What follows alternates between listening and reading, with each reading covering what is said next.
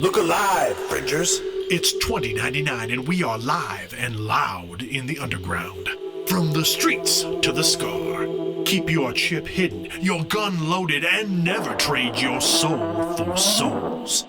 Turn it up and let them know. Big Brother is watching. Time to put on a show.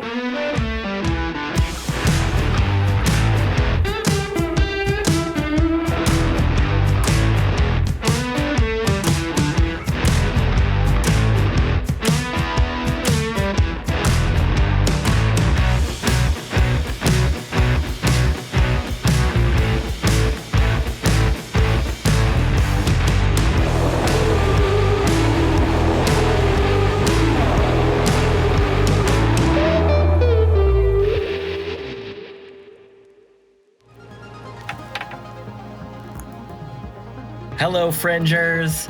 Howdy, monkeys and beetles. Welcome to episode 3 of Neon Trails, an Identico actual play. I am your game runner, the Caleb G.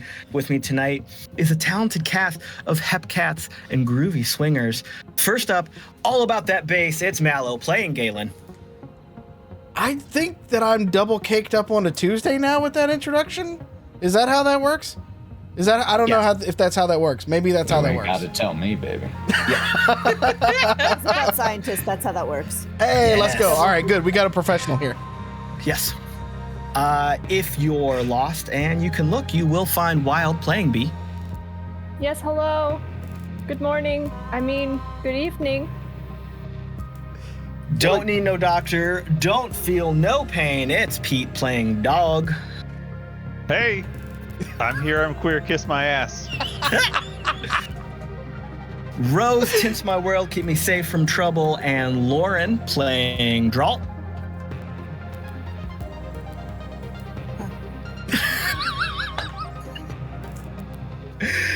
And when we're dancing, the night begins to shine with Ethan playing Mox. Oh, loving that intro. We're on a theme. There's a little theme tonight, which might be some foreshadowing as to what's going to happen later. But we do have to get some housekeeping out of the way. Of course, Identico is live every Tuesday on twitch.tv/Identico, alternating games of Chaos Incorporated and Neon Trails every week at 6 p.m. Pacific, 9 p.m. Eastern. You can see those episode archives and how to play videos over on youtube.com/Identico, where you can subscribe, like, and leave comments. Here's our audience call out real early tonight. When we get to the action, there will be a thing that needs a logo. Maybe you can think of what that logo would be that we can bring into the game. And that's some hot nonsense, but it'll make sense later. Be sure to follow us on the socials for all announcements and the news. Look for us at Identico and at Humanoid Games, wherever social media services exist. Be sure to visit playidentico.com, where you can read the basic core rules for free. You can buy that fancy book, fancy books, things, stickers. Oh my God, it's all over the place. Oh, I'm falling out of my chair. I saved it. Okay, good job. You can pick up our latest adventure, The Good Doctor, books, stickers, and other merch to support us all. And if you are live with us right now on Twitch, be sure to spend those channel points to give us some rerolls, because things are definitely going to get wild tonight. But before that happens, let's remember what happened last week. Galen, Drall, and Mox met with Donovan, their employer, and Callisto, his bodyguard. Drall and Donovan discussed the business of getting the actual device Mox has created, as Donovan continues to insist that what is on the table is a fake. Suddenly, Mox realizes that Donovan is someone he's worked with in the past and sees through the ruse that is being attempted. Mox goes on the offensive and dismantles Donovan with a clever monologue. This shakes Donovan's determination, and his glam disguise slips out of place. Dog sees this confrontation and hypes the Barflies crowd up into kicking Donovan's ass out of the bar. Galen buys Callisto a drink and plays wingman for B. Those two head off into Solace's nightlife, while Galen, Drall, and Mox discuss their future financial arrangements. They decide to work a few jobs together to make some souls and see what happens. Drall convinces Dog to let Mock stay with him for the time being. Shenanigans ensue. The next morning, Drall and Galen pick up a transport job from Solace's gig board and gather their new crew to start planning. We have a crew. A crew, it's official. So we open today with glare on the camera obscuring our vision. Not that sci-fi spaceship glare. This is the glare of the sun burning our eyes in reality. It's reflected off the hot desert sand. Yeah, fuck J.J. Abrams. I wasn't going to say it, but okay. Channel owner. Idling in the shade of a rock outcropping is Galen's Winnebago. Our crew has spent a busy few hours gathering gear and making plans for their new job. They are serving as the next leg of transport for a special package that must be handled with care. It cannot survive at high altitudes. It must be kept at specific temperatures at all times. They don't know what is in the box. What they do know is that its next destination is on the other side of Dust Jockey Land. This desert tribe is too smart to threaten Solace, but has carved out their territory and maintained their boundaries with clever brutality. The crew tries to keep calm and collected as they wait for the previous courier team to arrive. So the Winnebago is sitting there, waiting. Let's start with Galen. Galen, what are you doing right now, and what have you been doing to get ready? Galen would have gone back, and he had to pick up all the things that were at the little parking spot that he found in Solace. Get everything, get the lawn chairs folded up and everything like that, and stashed away. He rolled up the outdoor carpeting. Got to keep that safe. Got to keep that safe. He didn't put it in the Winnebago though. He just kept it, just off to the side for a little bit, just in case. He would get into like his leathers, he would get his armor on and things like that.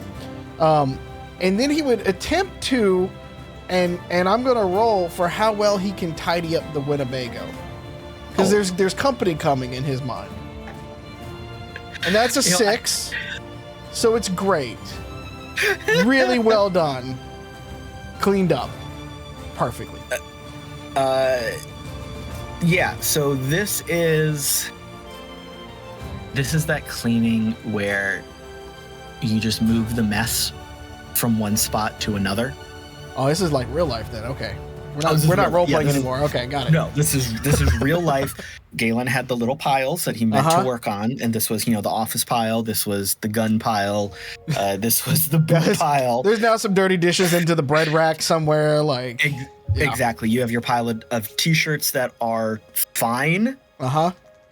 T-shirt, not fine. T-shirt, probably. T-shirt. Sorry. Yeah. Fine, not fine, and I should probably put it in the trash, but. You're not. I'm reminded of that scene in Ghostbusters where he says there's not just clean or dirty, there's many subtle levels. Yeah.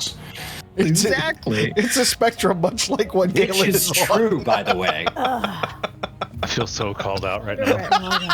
I'm sorry. This is all of our lives. This is all of our lives. I roll a 6 daily. Lucky if I get a 6, y'all. 6 is like, whoop. Because I think I've got a negative modifier on this stats, and 6 is great. But yeah, you IDENTECO 2.0 is going to have an executive function stat. I feel like that's fitting. That's... I don't know what we roll for that to make it bad all the time, like 1d6 instead of 4. Anyway, yeah, the Winnebago's trashed. Yeah. Let's just say that. But you're trying. Yeah. It's home. Trying. It's homey now. It's homey. It's cozy. It's lived in. Specifically for this job, since, as you discussed with Drall, sitting around your little green patch grass earlier today over breakfast, You know that this is a transport job. Mm-hmm. You know that you will be moving through very dangerous territory. Drall's told you a little bit, but not everything. Just, there's a lot. So is there anything specific you have done to prep? Anything you've worked on, fixed, installed, or purchased before you hit the road here? Galen will attempt to try to get a few sticks of dynamite or C4, just in case. Okay. The just in case explosive stash. That type of stuff is not hard to purchase in Solace. So, if we were going to do a roll for it, it would end up being, how expensive it was, but okay, you got it. You got it. You know some people. And he's going to hope that somebody knows how to actually use it properly, because either he's going to be driving or he's going to be shooting. So, that's backup. Explosives expert. Yeah, that's backup. Backup. Gotcha. So you were just buying the stuff for the experts to use. Look, this is a new crew, and the last time we tried to work with the three of us, it was okay. It went okay. But, Mox didn't even get to shoot his gun. So he's not quite entirely sure, where everybody sits and stuff like that with it. So, he's just trying to, in addition to trying to be welcoming, he's trying to, just feel everybody out. Try to get the team, set them up for success. Gotcha. You're doing the prep work so that when the morning shift comes in, they don't have to cut the lettuce and bake the bread. Yeah. Now, if we are waiting there for the package after this flashback, Galen will be sitting out playing a guitar. Okay. Out in front of the Winnebago through a really tiny, crappy amp. Perfect. So that is the scene we are seeing. You are sitting there in front. Of course, the Winnebago has its sensor package inside. That's probably keyed to your glow, but you're just kind of hanging out. Yeah. Are you doing this to keep your nerves cool? Are you doing it to keep a weather eye out for danger? What's your motivation here? It's a little bit of both. So it's to not look suspicious that we're waiting out here and all like that, because it is, it's a giant, tour bus looking Winnebago, so it's huge. Okay. So it's either really, really squishy cargo, or we're just hanging out on an adventure doing our thing. Either way, we just want to kind of keep it casual. And it allows Galen to kind of keep an eye on everything with his watcher and stuff like that, Cool. It unfortunately is bright day right now. This was one of those jobs that you couldn't really define the time. You would have preferred to do a run like this at night for the heat, for the stealth aspect of it. But because of the nature of the package, the courier is coming at this point of the day. You had to be there at this point. That's why there's a lot of zeros on the paycheck for this gig. That's fair. The chrome is a little bit dirty now, so it's not quite as blinding in the light. Right. So you had mentioned Mox. So Mox, what are you doing on the Winnebago right now? On the Winnebago? As in work on the Winnebago? Well, or just around it? You tell me. As we are waiting here killing time, what is Mox doing? Very first priority is fixing that damaged servo motor on Argus's left paw. Yes. That was pointed out previously. Thank you very much for that. That only takes a little while. The next thing people see Mox do is from one of his pouches, one that he actually reached towards during early interactions with Galen and Drall and then took his hand away. He pulls out some C4 and gives it a Yeah, still good, all right. Make sure everything is prepared with that. And last step is assembling his rifle ahead of time so that doesn't happen again. My man. And the whole time he's assembling, he has Casey Jones playing through Argos, as the name of his hunting rifle is Casey. All right. Before the crew left Solace and everyone was discussing the plans, is there anything that you would have needed, wanted to do, gotten into before you hit the road? Depending on how much time was available, Mox's first goal in Solace is to start establishing contacts. People he can work through in order to get those missing pieces. People who know people who know people who might be able to acquire some more restricted items so that he can continue doing his research and continue possibly upgrading Argos on the sly instead of having to go through a manufacturer in a Plex. Okay.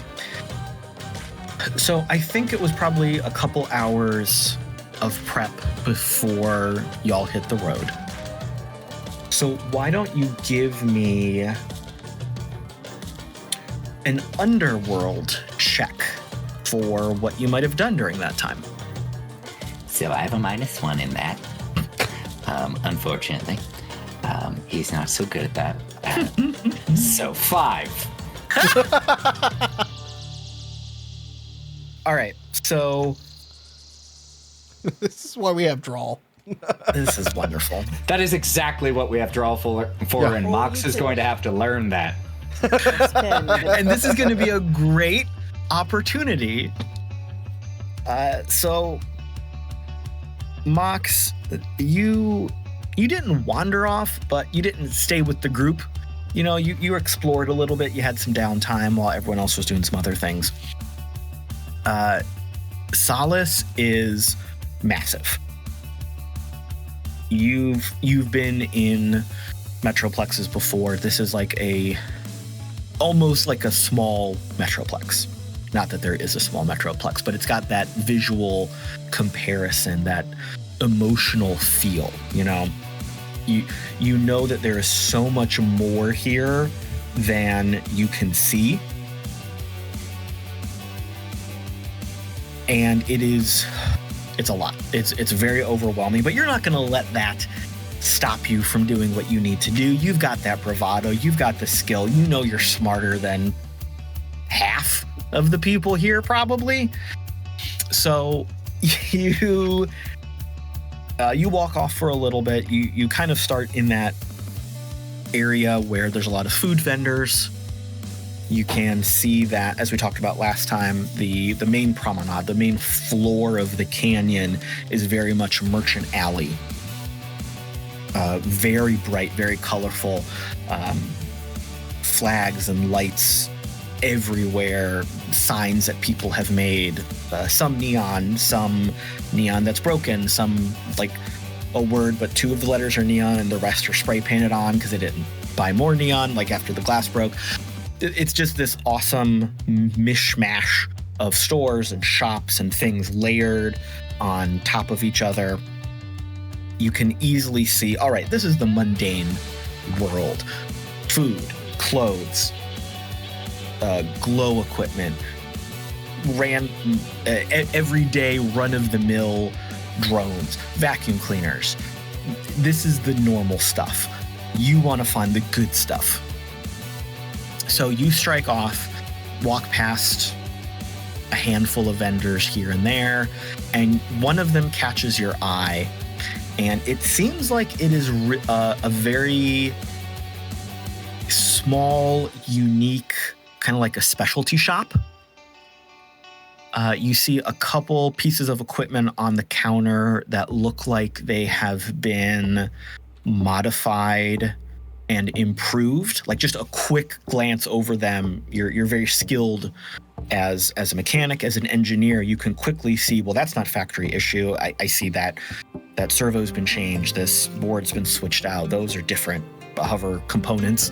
Like, you just catch out of your eye, this is cool. So you go over there and you're poking around at a couple things, and there's this kid manning the table, and they look up at you. You gonna buy something?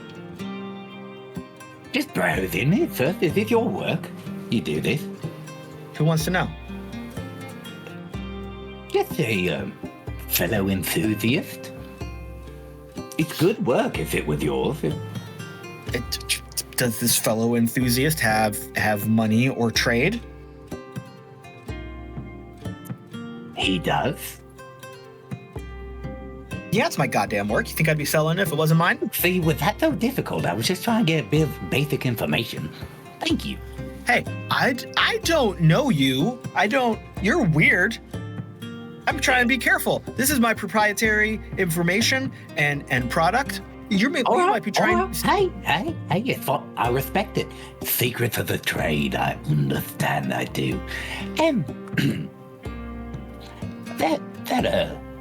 That little addition you did right there on that? Yeah. You didn't do that with strictly street legal items, did you? I recognize that. Buddy, where do you think we are? Nothing's street legal here. What's wrong with you? I'm new here, okay? It's my first day. Oh my god. So, here's the question. I don't have time to deal with newbies understanding blah blah blah blah blah blah blah. You can buy something or you can go. I've got an appointment. I've got a special appointment. Can I buy information? That seems like a really suspicious thing that a suspicious person would say, so I'm going to say no. You know, that's entirely fair. I probably thought of a different way to approach that. Yeah. Thanks. Good critique. I appreciate the constructive criticism. Thank you. Have a good day. And as you walk away, this kid leans over the counter and is watching you go. And then you hear this kid yell, "Yo, don't sell him shit," to someone else. As Mox exits this shop, he just kind of slumps back against one of the walls and is tapping at his pockets. I need a fucking smoke. There is a smoke shop nearby. Away! So this is one of those shops that is not on the ground floor, so to speak, not on the main level. It's a couple levels up. And you can see from where you're standing, you're like, oh God, I need to smoke. And you just look up at that right time and you see a neon sign just clicking on that said shop open, and that's what caught your eye. And it's just smoke shop. So you see it up there, kind of to your left, and there happens to be a door also to your left that looks kind of underneath it. And you're like, oh, there's stairs and a door. I bet if I go into this door and up those stairs, I can get there. And then within 30 seconds, you are lost. Solace is a rat's nest of buildings and natural caves and built caves. You're completely lost. You're turned around. You finally see daylight. You stick your head out. You're nowhere near where you were before. You're back where the food is. And as you stick your head out and you're making your way kind of back into the open air, totally confused how you got here, you see that B is walking by, and she's got her arms full of stuff. So, B, what have you been doing this morning for the last hour or so? Well, so I've been collecting things to build. Argos, the drone, really, inspired me, so to speak. And so I did see that Mox was also into drones, and so I was just picking up bits and bobs from my shop, you know, bartering with the kid that said that Mox probably shouldn't be traded with, getting what I could, and also picking out of the Bone Daddy's refuge that we still have. I may or may not still have a couple of arms with me as well. And they're just kind of like trailing behind. I'm dropping stuff. I have nuts and bolts like falling out of pockets. You know, I have a big backpack that's just clinking. Mox, and this is not to interrupt this is just a little detail. Seeing a few items falling behind B, that is the very first thing Mox will do is run behind and start picking them up. So it's just, you know, this weird old man following, just picking up the... No, I'll lose that. Oh, that's expensive. You can have... Ooh, piece of candy. And B, I don't think notices that right away and is taking some left and right turns as she is shopping. So for probably a good 10-15 minutes, this little cat and mouse trail of B shopping and adding things to the pile and dropping things, and this weird old man following after her with a robot dog, picking things up, is just going on. Eventually, I think B realizes that Mox is there. She does one of those like, okay, I'm here, I can turn to go, and she like turns right into Mox. Hey, Mom. I think you have a hole in your back. Oh, you know, that happens all the time. It's fine. I was bringing things. You know how you get like bored on road trips? You know, you just bring all of the things that you just want to like do, or you think you might want to do when you're bored. I figured I'd bring some stuff, and I know that like you like drones, and I've been thinking about making some, and I know you like explosives, and I like explosives. So I figured I'd bring a couple of DIY kits, you know, the do-it-yourself kits. So this is like the explosive and engineering fidget spinner. That's what all this is. Yeah, with the fidget cube too, and maybe a Rubik's Cube in there, and a Rube Goldberg machine. You ever heard of those? I am 100% for this. So you know, this is brilliant. Thank you. Yeah, it'll be cool, right? What do you think? You notice at this point, by the way, that Mox's like pants are sagging around his bony waist just from the amount of shit that he has shoved in the pockets picking up from B. And like that's still like Argos has like opens his mouth and one falls out as he's been storing things because I've got nowhere left to put them.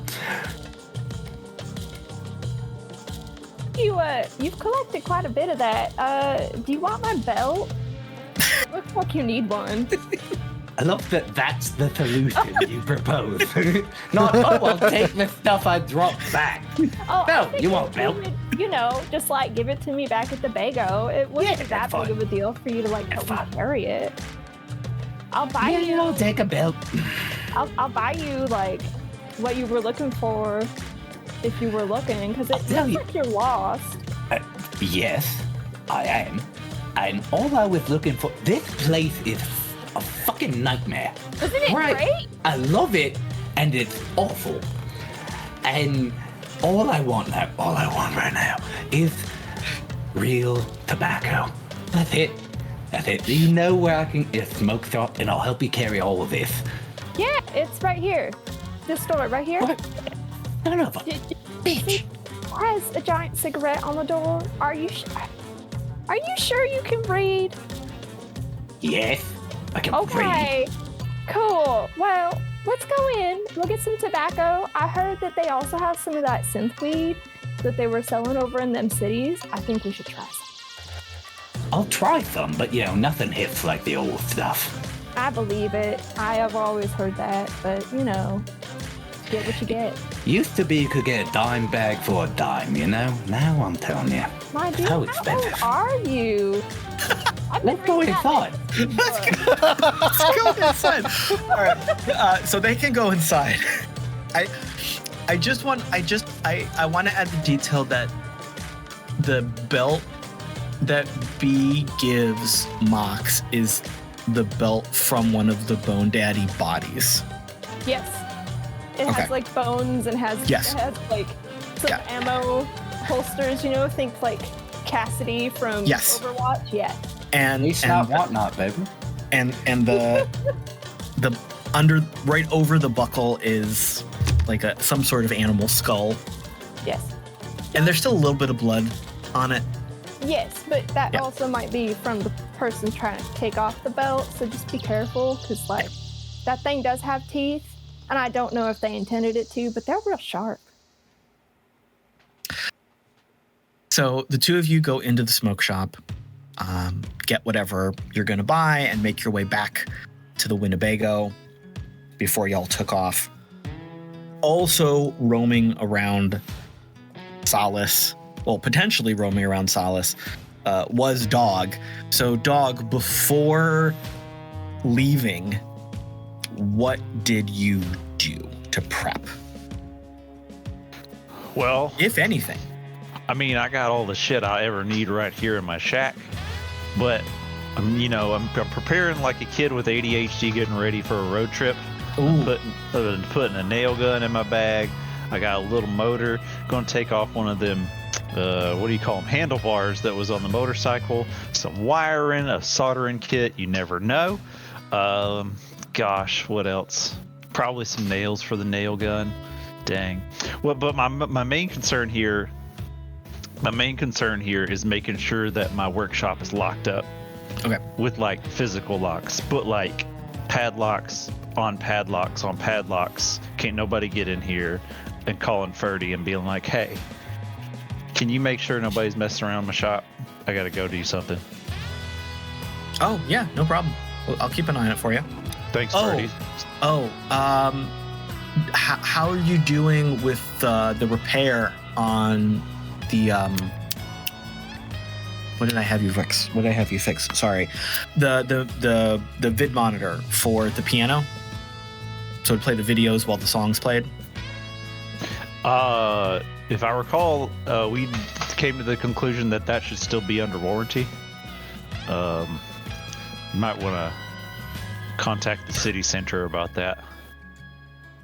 I feel like you asking me to watch your shop while you're gone and then playing jokes like this is just contradictory in intent.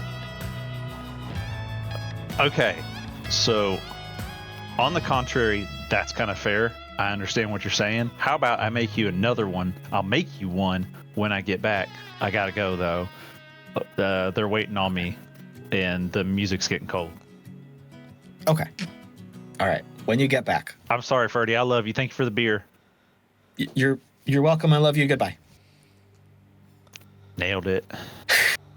Another social interaction successful. All right. So bits and bobs, pieces and parts. Is there anything that Dog like never goes anywhere without? Or is it just kind of in the moment, whatever you feel you need? If he's really heading out, he'll have his sidearm on him. But for a trip like this, definitely will have a shotgun. But he has a homemade machete that is preposterously large and homemade, so you can kind of figure what that looks like. So some sharpening stuff for that. But the machete, and an attitude, and a change of Hawaiian shirts and cargo pants. On the scale from real machete to like Buster sword, where does Dog's machete lie? Dog could swing it with two hands. One-handed is gonna be he's really gonna have to wind up. Gotcha. So if he's wildly swinging it with one arm, I mean, get out of the way, because he might mean to stop here, but it's going to keep going. Sure. Another Okay. 3 feet. So Does that make sense? Yeah, it's a big old claymore. I feel like maybe he made it out of an old piece of metal siding that he found and kind of ground down the edge on and tried to put some reinforcement in for a big handle. Yeah, like shims that you put in a doorway or whatever. It's just that, but big and made out of metal. It's unnecessary. They're supposed to be thinner to be lighter. He's like, no, it's also a hammer. It just means it's a universal tool. That's smart planning. There it's are a no hammer. unitaskers. It don't break. Right. All right. I feel like in this flashback montage, there's also a scene of Dog bringing the machete to the Winnebago and trying to get it into the door and it not fitting. And Galen like, no, we'll mount that on the outside. Whoa, now, hold on. I'm sorry. Janine comes with me. She is not an outside rider. Y'all look out. It's not the first time this has happened. The doorways are a common thing. Yeah. We'll work it through. This is a new door for her, but she comes in. So I feel like at that point, Galen like tries to like gently place it down, but it's in the hallway leading from like the living room into like where the bathroom would be, like before you get to the master bedroom, quote unquote, in the back. Like that's where it fits right now, you know? Yeah. I mean, you got any towels? I'll make a sheath for it. He's got a couple, yeah. Okay. Yeah. We'll use those and it should be as safe as a button. We tuck it in for a sleep. There you go, Janine. I'll take good care of you. All right. And Drall. Drall is the one that got the gig. Drall is the planner. Drall was kind of organizing the meeting that morning. If we remember from last time, we kind of ended on everybody sitting around that patch of AstroTurf. B was eating granola, sitting next to Argo. People were discussing music over top of this hollow display from Drall's glow with the map of the territory. I feel like Drall was probably the one giving orders for some prep. So what else was a priority before y'all hit the road? So the main priority for Drall is, of course, to get everyone organized. But she also doesn't like breaking her morning routine. She's very strict about it.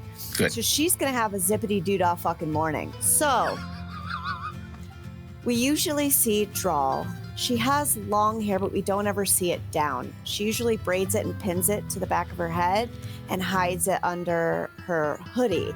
She also wears a shawl across her face and neck. And the hoodie has got 2 arms, and she's got 2 crossbody bandoliers for her knives. So she's usually pretty well covered and well armed. This morning, Drall has her scarf around her shoulders. It's not covering her head. You can see she's got this kind of like wavy, greasy, partially knotted in some spaces, dark hair that falls to about her collarbone. She's got a smile on her face. You can see she's missing a tooth now. And she's only got 1 bandolier on. It has no knives in it. And she has what looks like her hoodie slung over the hip portion of that bandolier. And she is in search of needle and thread and extra knives. So her morning is going to start as it usually does. She's going to stop by a food stall, grab a hand snack, get some whatever functions as caffeine, whether that be a pill, a cup of coffee, a drink of some kind, whatever. She mixes it up. As long as she does it at the same time every day, we're good to glow. And I don't really have anything else to prepare for because, well, I told him we go from here to here. This part's gonna be a little rough, but should be fine if we're smart about it. So, yeah, I need a needle and thread before I head to the Winnebago, and 2 more knives at least. I've got my shotgun and I've got my pistol. I'm good to go. Those are pretty reliable. Cool. And it's very easy for you to obtain anything you need so you can get yourself set and settled and feel confident going off. So we return to real time here. The Winnebago is idling in the shade that is kind of rapidly diminishing as the sun is moving across the sky. Galen is outside playing his guitar, keeping an eye open. Other than Galen, is anybody else outside the Winnebago?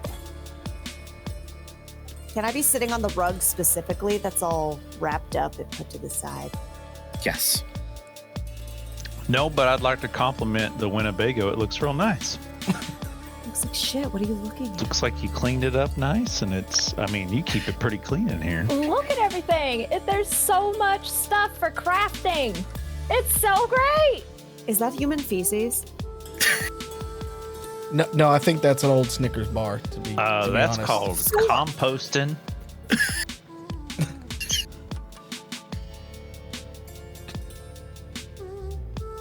Is there no constitution for that? I feel like you should have to roll constitution for that. The visual bit of you jumping for the imaginary Snickers bar that may or not be fecal matter is just going to be lost on future podcast listeners. So if you're listening on a podcast, please go over to youtube.com/IDENTECO and find this moment. You will love it. All right. Candy.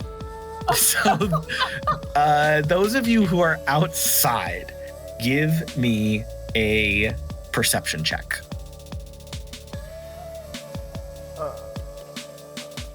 Let's use this one. Ooh. No, 19. Ooh, I like it. I think Mox and Drall were also outside. 18.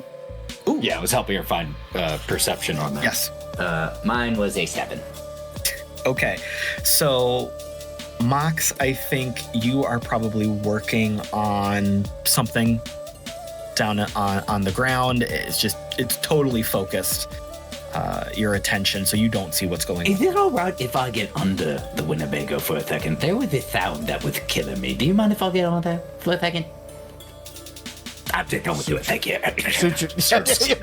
Scrabbling underneath. You at least asked for permission. Waiting for the response doesn't matter. All right, so Galen and Drall, both of you, your ears perk up. You got some pings on your glow from the sensor package on the Winnebago. The courier is on their way. And 2 things are wrong right off the bat. One, they're late. Not by a long time, maybe 20 minutes. But that just stands as suspicious and worrisome.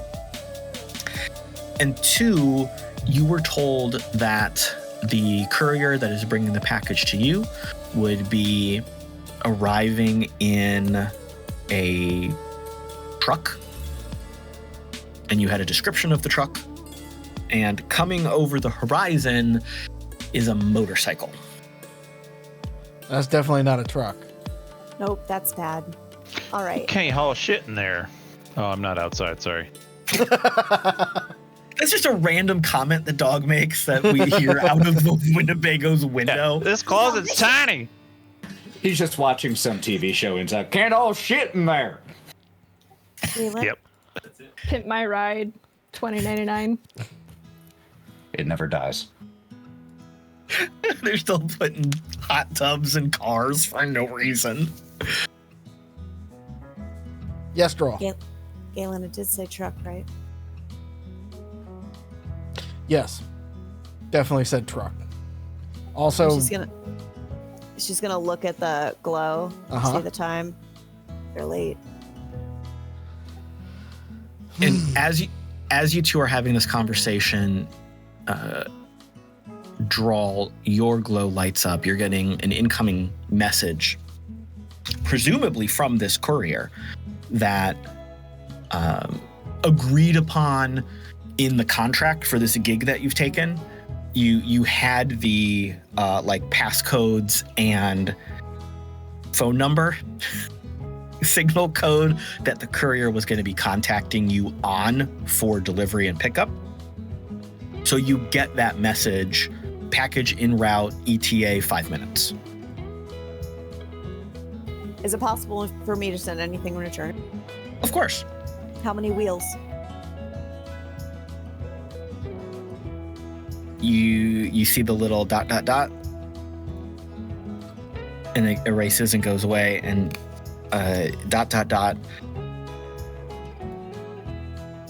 hit a crisis, attacked I am on our emergency bike. 1 question mark? Oh yeah, I'm the only survivor. Jesus Christ, ...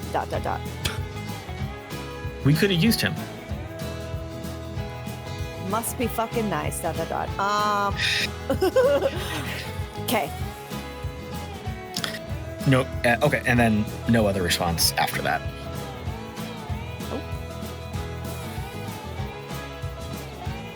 The sound of the motorcycle gets a little bit louder as it gets closer. Galen is putting the guitar and everything like that away. And I'm coming. Can Mox hear it at this point? Absolutely. So you were underneath the Winnebago poking around. You just hear the roar of a motorcycle coming up, and with your experienced ear, you definitely hear that it's out of tune. I don't know anything about vehicles, especially motorcycles. You hear that it's bad. As it starts to first come into sound range that even my 7 perception noticed it, B and Galen, well, and everyone inside also, I suppose, would hear, Didn't they say it with a truck? and pushes himself out. Leans under. 5 minutes. Yeah, we're gonna have some company. I pop out of the door as that shook the Winnebago. Drall's gonna put both of her hands out. Courier's supposed to be here in 5. Asked how many wheels they were on. They said they were going to be having a truck. They ran into trouble. Were attacked. We are in DJ territory. So I don't know if it was them, but just stay on your guard, because I don't know if that's my guy. I'll go up front though. So B and Dog are both very aware of the dust jockeys as I'm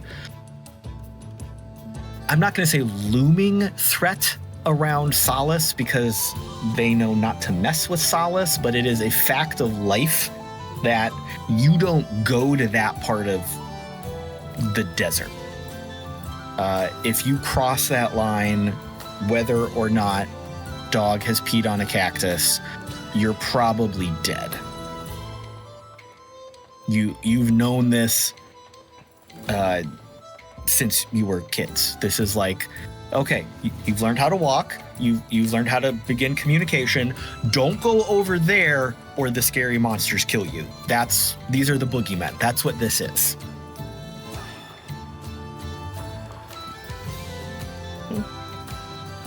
Does anybody smell anything? There was a turd in here. I heard that was a Snickers. No, Candy. I'm talking about... we all know the dust jockeys smell the high heaven because they don't shower. They only take dust baths. Mox is going to immediately look to Argoth. You smell anything unusual? Sorry, I was gonna make a terrible joke, and I'm not gonna do that. Why don't we have Argos roll a perception check? That feels appropriate. What bonus should he have for perception? Because I don't believe it is listed by default, so it's up to you. I believe this was a category D. We said pre-show, so yeah. think that was a 1D. Plus 1d8 to relevant things. So 1d20 plus 1d8, is that what you'd like me to do? Yeah, and then add the two. Yeah. Sweet. Yep. Oh, 23. Nice. Oh, okay. So Good dog. Good doggy. He walks out from your little area, trots out into the desert, does that whole dog head cocked over to the side little thing, and you see like some LEDs light up that you know are part of his sensor package, that you know it's working. And he comes back, and a little result pops up on. Well, do you have a display like on him physically, or do you have it come to your glow? To my glow. Cool. So it pings over to your glow in your little Argos app. It says it confirms that within the radius of his sensor sweep, there are currently like 2 pings. Y'all and a dude. One warm body, and it's moving towards you. Well, I mean, according to this, we stink too, but someone else who doesn't smell great is coming this way. And Mox is going to grab from leaning against the Winnebago Casey his rifle, which it's bolt action hunting rifle, and down the barrel, not the barrel, but the body of the rifle are the Grateful Dead bears that are transforming into mushrooms down it. And with the scope, it has an 8-time scope, so it's going to raise it and try to see who's coming. Oh, cool. So you absolutely see this. You see a lone figure on a motorcycle. This motorcycle is held together by rust and duct tape. It's spewing black smoke. You see an oil drip. You see a lone driver. They are hunched over the handlebars. They seem to be favoring their right shoulder a little bit. So like their right arm is kind of cocked over, but still like trying to get the handlebar a little bit. Their left arm's doing most of the steering. They've got goggles on, not a helmet. Big scarf wrapped around their face and neck, kind of blowing out behind them. You can see not a whole lot more detail because of so much dust being kicked up, but you just get that instinct that they're not doing well. And whether you're not sure if it's that I can see that they're not doing well, or based on what Drall said that they were attacked, I'm interpreting the visual evidence that they're not doing. I don't know, but it makes sense that they're not doing well. Like you don't know which came first, but yeah, they've seen some bad times.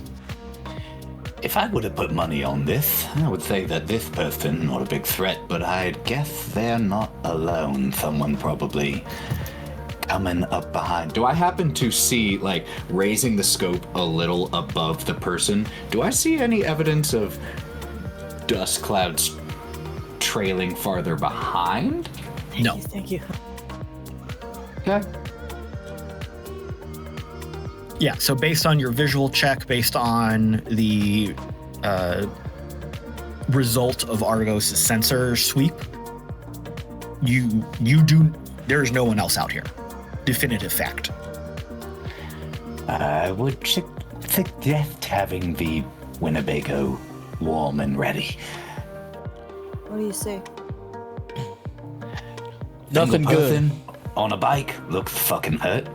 So we can either wait for them to get here, or I can just start blinking at them from here. This is a high soul job. I'd rather wait to see if it's an issue. Because if it's my guy, I'm literally shooting myself in the foot. Ain't no fun. We'll have some fun. Just don't get too overzealous. That comes later. And as you're wrapping up this conversation, the motorcycle gets closer. You can all hear the laboring of the engine. You can see some of the smoke and oil spitting out of it. It comes to a shuddering stop, maybe 50 feet away from you. And it feels like it wasn't necessarily the intention of the rider to stop it that far away, but it probably stopped working and is kind of skidding to a halt. Does he have a package on him? You see the figure stand to their feet and reach into a saddlebag. Okay. And you're too far away to judge other packages. But yeah, he reaches into the figure reaches into a saddlebag and pulls out what kind of looks like a thermos. Like about that size and half they can hold it in one hand. Oh, I just shot myself in the foot. It's girthy, but not too big. Go on, please. Easily manageable. Uh-huh. How My long man. is it? Got into trouble so quick this game. Mama bear package. From about 50-ish feet away, it just seems like a black thermos. Galen is quickly but- adding two-hander lander to his special equipment. And as this figure walks towards you, Drall, on your glow, within the like secure messaging aspect of this job board, you get the security code for a call and response, and it is accurate. It is exactly what you should be expecting from this courier. Like, they send you a little data package that has the right code that you were told to expect. I see a hand up. Really quick, Mox would like to, upon him having pulled to a stop, and climb up on top of the Winnebago with the rifle and lie down. Oh, sure. Keeping an eye around. Okay, absolutely.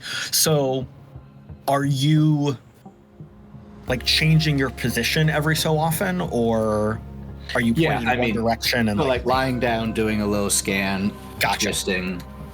Okay, so a very slow 360 Overwatch. Okay, let's do this for me.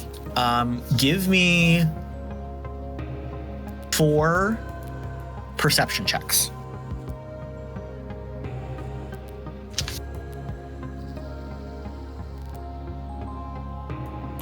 That is the complete ends of the spectrum on this. Great. A natural 1, a natural 2, a natural 20, and a natural 19. So it was a 3, a 4, a 21, and a 22. Wow. Average a 20 over 2 rolls. Okay. That'll come up when it needs to come up. So the courier is walking towards the group. They take maybe 2 or 3 strides from the bike that is just tipped over in the dust, and they stumble. They pick themselves up. Their left leg is dragging, like the knee is not moving. They take another step, and they fall. So Drall, after having looked at the readout, seeing that this person should be the one sending it, right? Is it usually call and response, or do we just do the thing? So Or do I decide right now? With a job like this that was higher priority, if the truck had come like it was supposed to, they would have sent their side of the code to you when they were within a certain range, Right. not like driving up to you. They were like maybe a mile or two out. Yep. You would have sent your response so that you both know, okay, the right person's coming to me and the right person is sitting where I told them to be. And then you would meet and do the exchange. At this point, this guy is, falling on the ground 30 feet away, sending, yes, the correct code, but obviously out of this protocol of how far away he is or they are versus being late versus when they're arrived. Like, the timeline is all jacked up, and obviously this isn't the truck that you expected. This is a guy in a motorcycle. Okay. So I'm gonna leave that glow message unread and walk towards this person. I'm gonna put my hand out for everyone else and just say Galen. And I'm just gonna double check. I'll left hand up if it's good to go. Got it? Copy that. And Galen's gonna. If I move don't his left duster off. hand, shoot. Yep. Galen's just gonna put his hand on his pistol and get it ready. He might even take it out of the holster and just get it ready, just in case. Okay. And as we're getting ready to walk away, I'm going to yell to the person, toss the glow.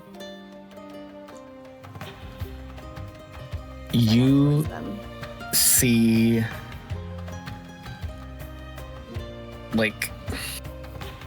you see them try to move their arm.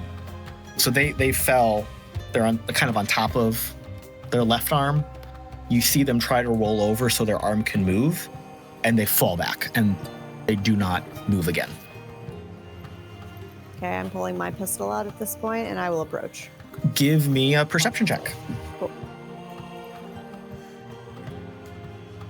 Perception. We use it all the time. Oh, 15 is excellent. So, this person is beat to hell. You're pretty sure they're either passed out or dead. They are lying on their face in the dirt. Their left leg is shredded, like ripped in pieces. Shredded. You see what looks from a few paces away like incisions from a blade just ripped across their back. Like tic-tac-toe boards all over the place. You see that the back of their head is like gross and sticky. And they ain't moving. Well, I would assume that I'm familiar with the type of weaponry our friends, the dust jockeys, would use. And is this synonymous with their brutality? Yeah. You are very familiar with it, and it is not. Let me rephrase that. It is not. It is the level of brutality and violence to this individual. Yes. But you know their weapons. You know their MO does not match. Okay. Now, this is a quick glance from a few paces away. Does not line up. She's gonna throw her words over her shoulder at Galen. It stinks, and she is going to crouch and move as stealthily as possible, gun aimed at this person, over to the lifeless body. Poor faking body. It's all stinks to high heaven. As it sounds like disc jockeys.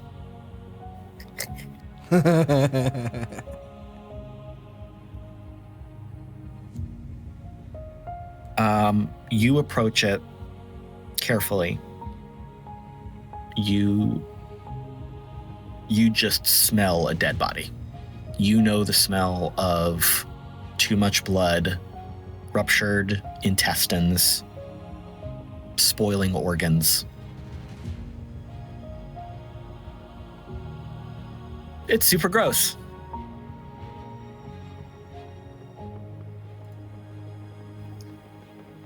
Okay, she is going to take her boot and flip the body on its back.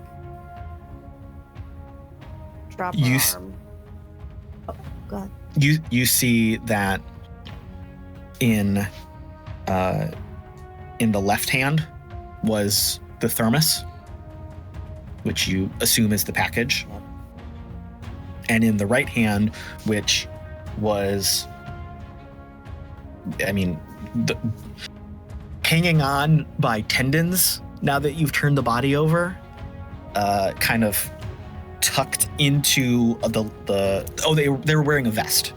They had like an armored vest on top of a jacket, and they had their arm like pushed through up and through the vest hole. I'm trying to do this visual description and failing at it, so that they could still use their thumb to type on the glow, but basically letting their armored vest keep their arm kind of pinned in place and functional, because otherwise it was going to fall off. And listeners, you may be questioning how they still typed with I don't know, but that's just what it was. This is cyberpunk. It happens. Super articulate tongue. Don't Swipe text. It was talk to text. That's what it was. Perfect. Okay, so Drall, upon seeing this, she is going to kind of like lose the rigidity in her body, like flipping a switch. And now she cocks on the side. She puts her hand up like this, so everyone knows that they can relax. And she's going to cross her arms. Well, fuck. That ain't just DJ's. This is... What the fuck? And she's going to reach over and pick up the thermos. So you pick up the thermos. It is lighter than you would expect. And are you wearing gloves or are you barehanded? I wear gloves. Okay. So it feels cool in the desert heat. And for a second, that doesn't track because you just watched it ride through the desert on a motorcycle, and you'd think it would have picked up some residual heat. But it's still very cool in your hand. Respect the prop work. Yeah, very good. Do you actually go to open it? Oh yeah, fuck yeah. Okay, cool. So you go to open it. I'm not going to aim it at anyone or myself. Radioactive. Step 1, point device away from face. Step Doesn't 2. feel right. Is her opening this something that I clock with my 1s and 2s or my 19s and 20s? I'm gonna say your really good rolls are when you are looking another direction. Why wouldn't they be? And they're gonna come into play in a minute. Okay. So we'll get there. So yeah, you go to open it, and it's like a sealed lid. So you twist it, and then it pops off. Like you twist the latch into place, and then it opens from there. When the lid flips up, there's a little display and you see that it is like a status display. And you see a whole bunch of data and information that you don't understand right off the rip, but at the bottom it just says, all systems green. Everybody else, other than Mox, who's up on the roof, is anybody else coming over? Well, yeah, there's a dead body out there, and I need to salvage it. You didn't have an arm, right? Okay. Y'all didn't really tell me. Does that look like the thing? Yes? Is Question that mark? it? All Getting this a for thumbs up. Yes, we've got for a it. Thing? Yep, we got it. Okay. Sweet. God. All right, so do B and Dog go over, or just B? I'm going. Okay. No, I'll stay at the bego, I guess. Is anybody else staying at the bego? Oh yeah, I gotta. Mox is up on the roof. Galen, are you staying in your position? Galen is suspect of all of this, so yeah, he's staying in it. Okay, cool. He and Mox will be Overwatch at this point. Yeah, shotgun at the ready, staying at the bego. All right. We'll get back to both of you in a second. B, as you walk over, you are also very familiar with a dead body. Seems like a dead body to you. But I would like you to make...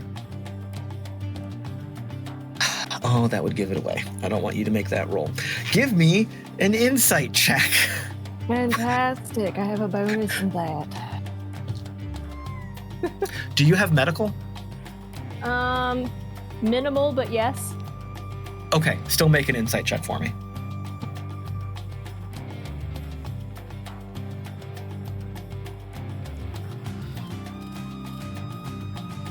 Promise Actually- I'm doing math. Yes. Were you I gonna... was going to say something different, but no, I still must stick with insight. Okay.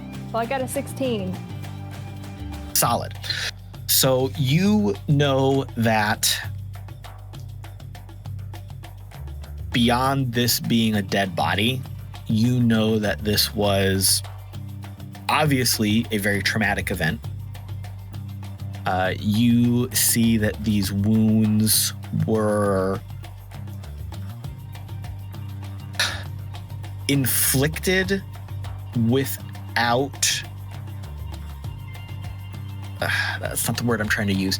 You see that the wounds were inflicted on this thing, but there's nothing that would indicate like defensive posture being taken, if that makes sense. Like you see that these wounds were basically inflicted while this person was running. You don't think that they tried to fight back. Then, so I'm assuming, other than the abdominal and the leg, as well as the shoulder, right? Mhm. Are most of the wounds concentrated on the back and then back of head, or are we talking like front of body, side of body, and back of body? Is it more like a bear was attacking as it ran away, or is it more like it ran through a crowd of angry bears?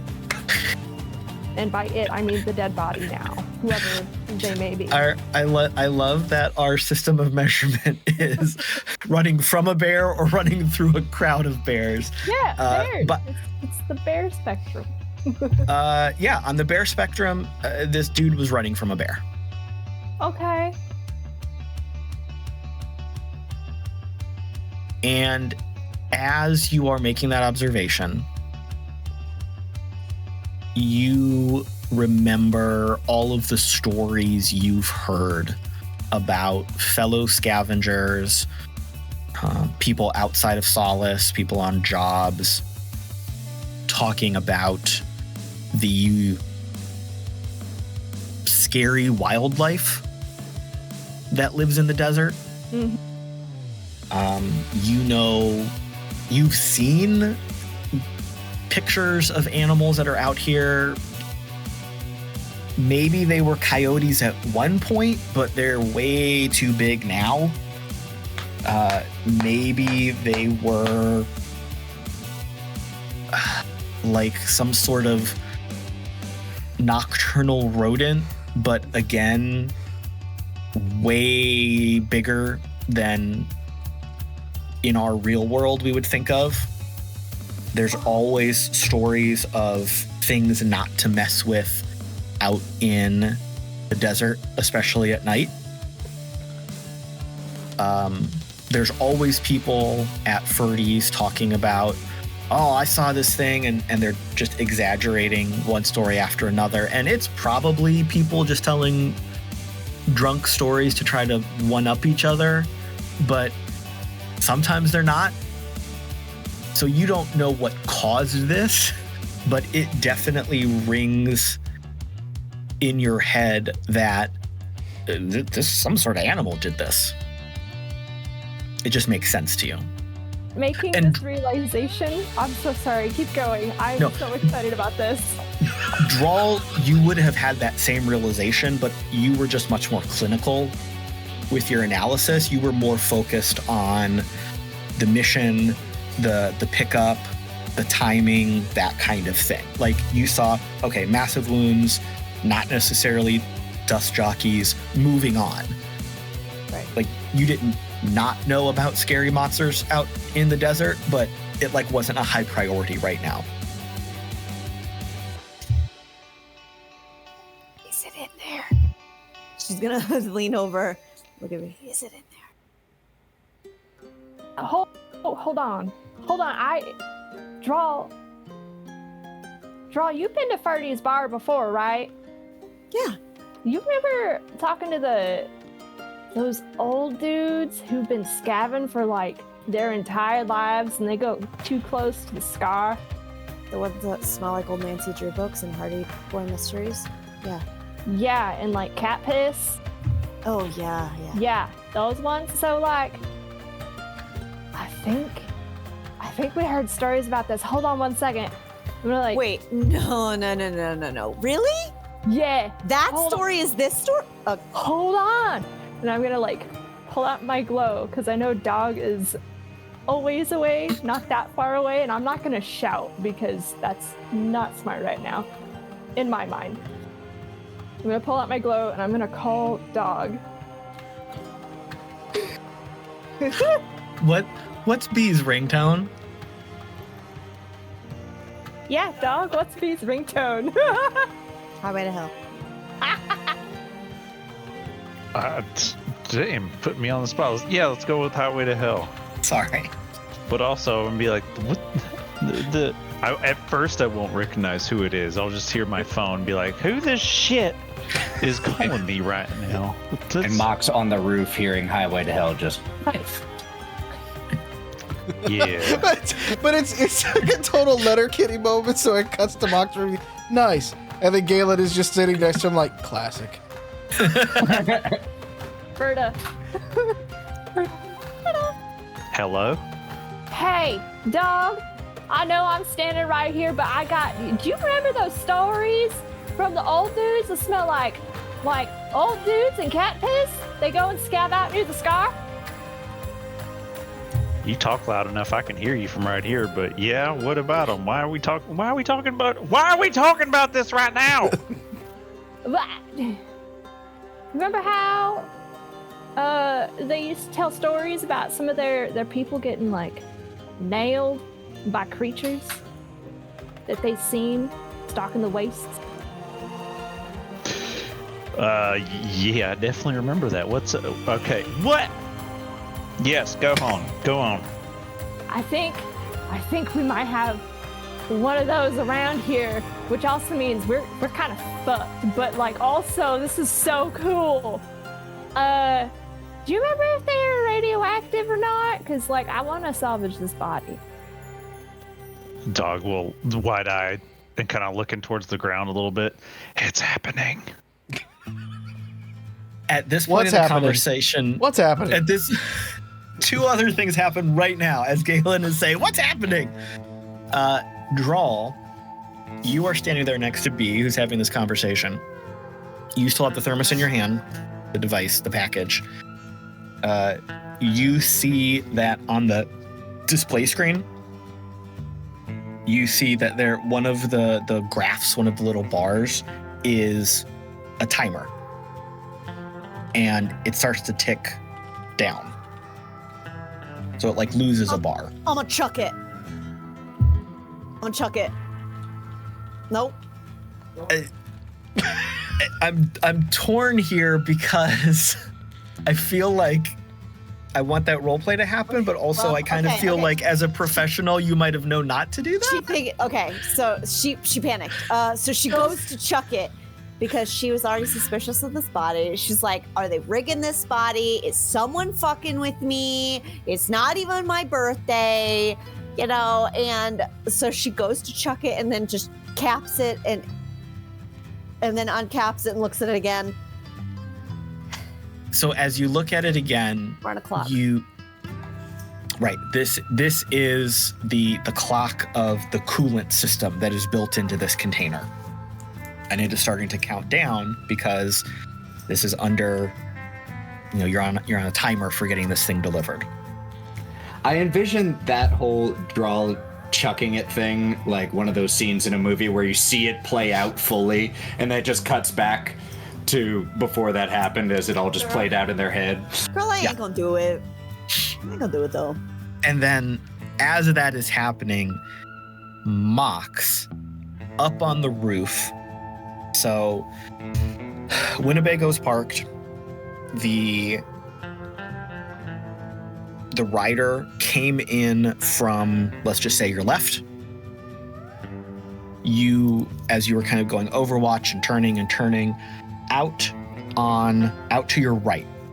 So like the opposite of where this unfortunate person came from.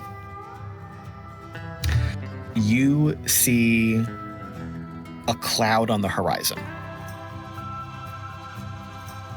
You see almost like a solid black storm cloud, not spanning the whole horizon, but just like a patch of black right there. And it's coming closer very quickly. Was that the direction we were? Sorry about confusing the cardinal directions. Which direction were we supposed to be going, and which direction, or meeting the next courier, and which direction did dead guy come from? So let's just play let's just play cardinals here. So the courier came to you from the north. You were planning to go east. And this cloud is coming to you from the south. But you also know that basically everything east, south, you know that is all dust jockey territory. You as a character, you may have heard of the dust jockeys, like on the news or as a rumor. You don't know anything about them other than what Drall has told you in prep or some of the possibly exaggerated stories that Bee and Dog have told you on the drive. They're just not something that you needed to know about because you were busy doing other things. Well, friends, I think we've probably sat here long enough playing with our dicks, and we should hit the road. We got it. Yeah, we got it right here, and I'd like to get as far away from this thing as we possibly can. Come on. Okay, but I'm taking his arm. We'll rip it the fuck off right now. We got to go. And you hear this grunting, and then you just hear this. Oh, God. Oh, yeah. Dog's gonna call out as they're walking back, like, did he smell? Like death. Is that really the highest priority right now? Train's leaving, boys and girls. It's time to get on the road. Yep, that's him. Drall's gonna look in the direction of the cloud. Well, not that way. Really, not that way. And it's gonna tap whatever resembles the dashboard. And then I'm gonna say, oh, fuck, I didn't even get the chance to sew my patch on. Fuck! So you are all back in the Winnebago. Who is driving? Drall, do you want to shoot out a window this time, or do you want me to shoot out the window? I think I've got pretty good flexibility. Yeah, I can get out the window. Okay. Galen is going to step on it then. Okay, cool. So let's kind of set up tactically where people are and what people are doing. Galen, you are driving. Yep. Drall, where are you? Let me rephrase that. Who's in the shotgun? Who's in the shotgun seat? I'll get in the shotgun seat with the shotgun. Makes sense. Mox, where are you? I would be hanging out, keeping an eye on the rear through the rear windows and possibly kicking open the rear door. Not yet. Perfect. Okay. Dog, where are you in the Winnebago? Is there a window that looks out on the kitchen side? Sure. So there's windows on both sides. There's like the main cockpit kind of area. Then there's like a living room with windows on both sides. Then there is one bathroom. Then a set of like bunks and like storage space. Then a master bedroom with windows on 3 sides of it from there too. Yeah. Big Winnebago. Yeah, I'll be. It's like a tour bus. Nice. Yeah. That is pretty nice. Spared no expense, I see. Dog will be in the kitchen area by that window with the shotgun ready and start rustling around Janine in case he needs to poke her out the window. All right. And where's B settled? Well, I'd imagine that B is sitting at the kitchen table, but looking out the other window. So I'm like, I have all of my crafts and parts in front of me on like a cloth. I have the arm next to me while I'm like trying to pull the meat off and pull the bone out. Like I'm doing some weird shit, but I also have a fold out survival bow like leaned up against me with a couple of arrows of some cool things. Multitasking. Okay. Yeah. All right. Okay. So, Galen, you are driving. You are driving right now on your planned route. So part of the prep that all of you did, you knew that from this point where you had parked the Winnebago, that was the agreed upon point where this other courier was going to come in their truck. This group of them were going to come meet you there, and you were going to take off. If we're thinking the cardinal directions here, they were going to come down to meet you from the north. You were going to go off to the east. Okay. You know that going east is taking you directly into and through Dust Jockey territory. But it's the only way you can go. So right now you are starting on your planned route. There has been no, other than the timing and the strangeness of this exchange, there's been no impact to your journey. Eastbound and down.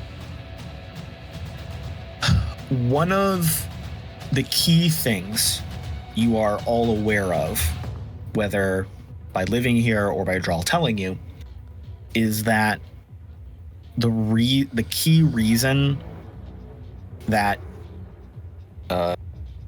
this is so dangerous and you have to do it on the ground is beyond the fact that this package is pressure sensitive and has to be at ground level.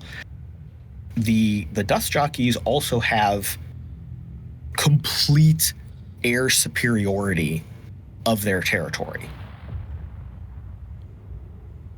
They are very, very determined to keep people away from what they are doing, their homes on the ground.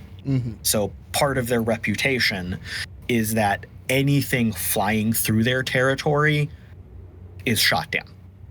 Okay. No questions asked, no warnings given.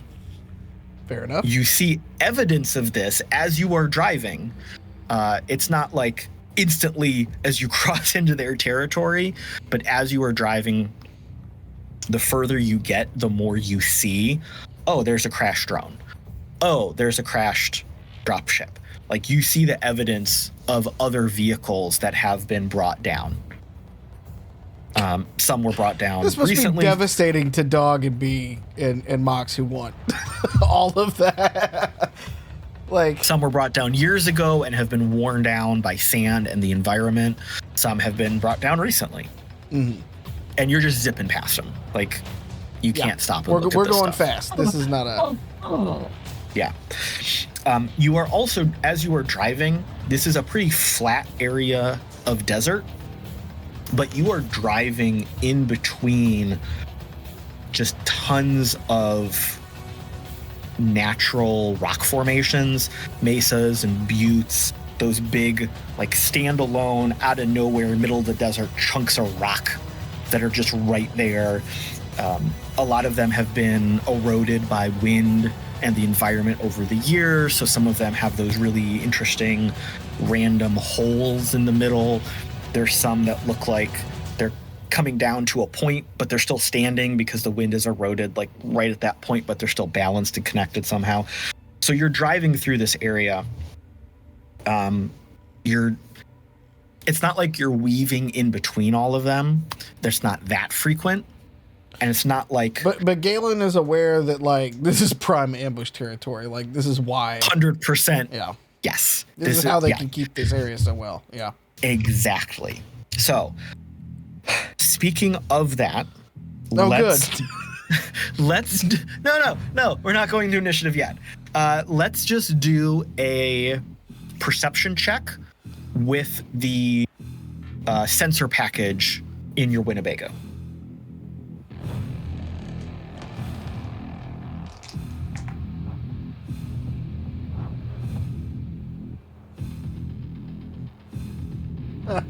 Eight. Cool. You are very focused on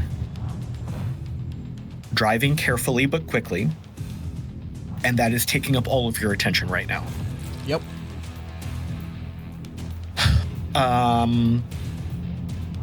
Drall, since you are riding shotgun, while you do have an eye cocked out of the window, you know, you're looking out of the front, you're looking out of the side, you're also keeping a keen eye on the dashboard in front of you and the things that are displayed virtually in the windshield itself. So I would like you to also make a perception check, but add 1d8 to your roll for the standard radar package that the Winnebago has. On top of what I have already, or? Yes, so you're going to roll Okay, well, a d20 plus your perception plus what d8. +5, +1. That's a small number. It's a very small boy. Would it have been possible for, I mean, thematically, if I start to see all of these drones, is it possible to be like, well, we need some eyes on the sky, and slip my booty out the window, hold on to the top, and keep an eye that way after this one? Yes. Would you literally stick your head out the window and look up, or would you use the digital sensor equipment and the computer to look up so that you're not sticking your body outside of the armored vehicle? Well, okay, No wrong answers. like I that. just want to know what you're doing. She would probably, at least when we start coming up on a lot of them, and we Yes. have a lot of obstructed sky from how tall these Niceless are, she would probably put her body out, her butt outside the window, legs in the car, and kind of periodically just kind of shoop, prairie dog it, shoop, back in. Now, she is your friendly neighborhood prairie dog. Okay. But yeah, she will keep an eye on the readout too, because I may be stupid, but she's not. Gotcha. Okay, so Mox, Dog, and B. The three of you, as Galen is driving, you are looking at all of these rock formations. You are seeing all of these crashed drones. You see transport ships.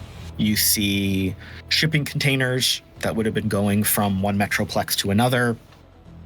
You see some of them seem like they crashed. Others seem like they were shot down. You see some that had the sides ripped open. You see some that just had like the loading gates, the loading doors opened, and then whatever was inside taken out. So you see a wide range of wreckage that seems to come from multiple types of attacks.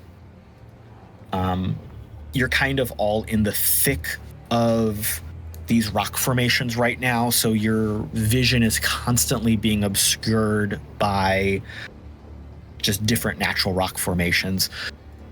Every once in a while, you do that thing where you're like, whoa, was that you don't know. You might have seen a person or a thing, but you were driving so fast, by the time your brain is like, was that a person? Was that another vehicle? You're way far past it. And you don't know if your mind's playing tricks on you because you're scared, or who knows at this point. Can I be using Argos's sensor package to see if I can note anything as well? Yeah, absolutely. Would you like a perception check for that or not? Sure. That's better. 18.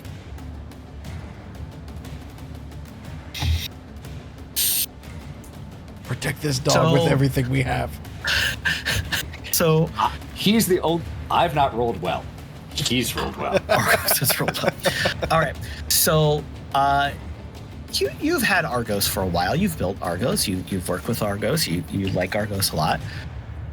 You've refined Argos Don't sensors. preface it like that. That sounds like you're about to kill him in episode 3. No, You like him a lot. I promise I'm not. I promise I'm not. What I'm getting to, Bring it and on. that is, over the years, you have like put in different levels of danger for his response to you when he is doing a sensor sweep. What alert noise or song would play at, like, on a scale of 1 to 10, maybe an 8?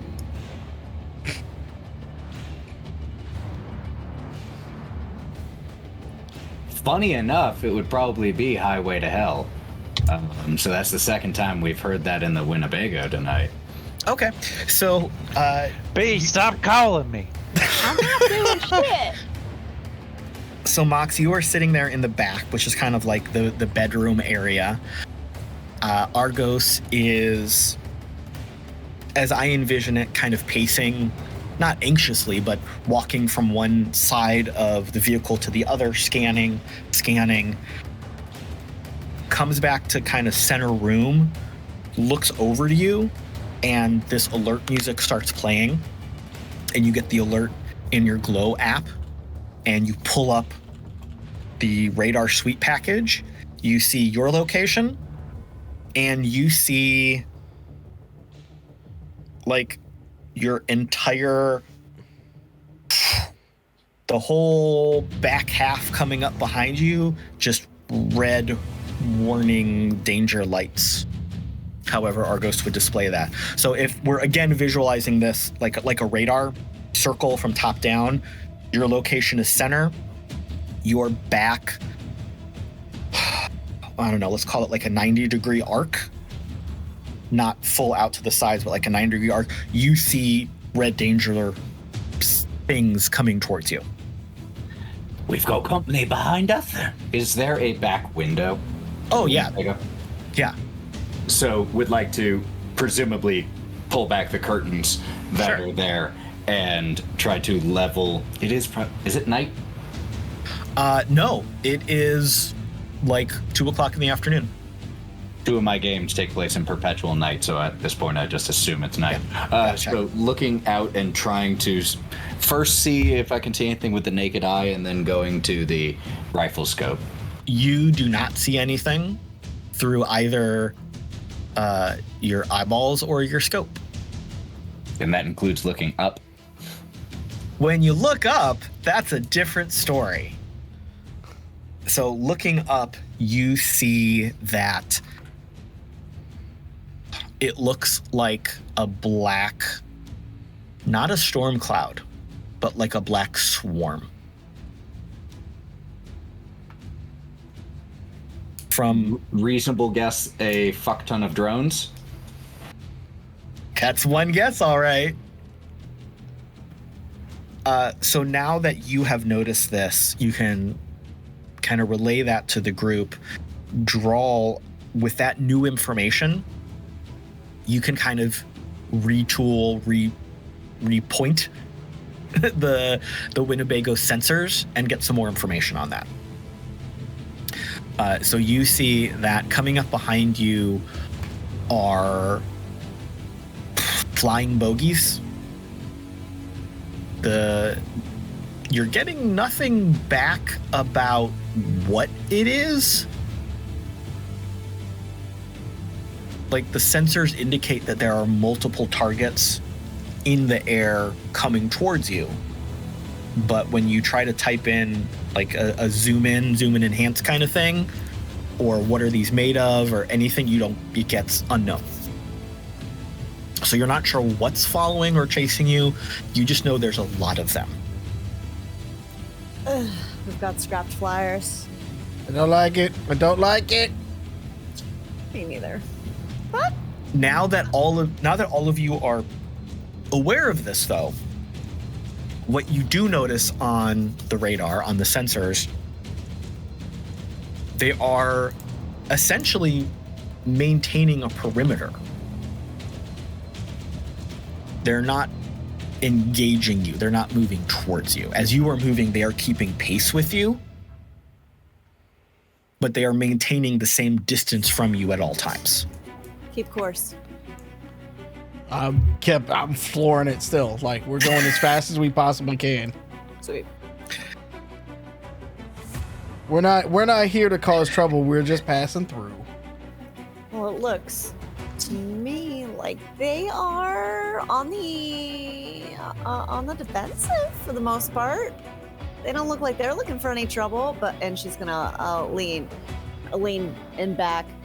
Just be ready for anything and everything. I hope we all packed our adventure gear today, because we're going on one. Just me. Everything that Galen just starts singing. We're going on adventure. Going on adventure. Galen, go ahead and give me a drive check. Oh, okay.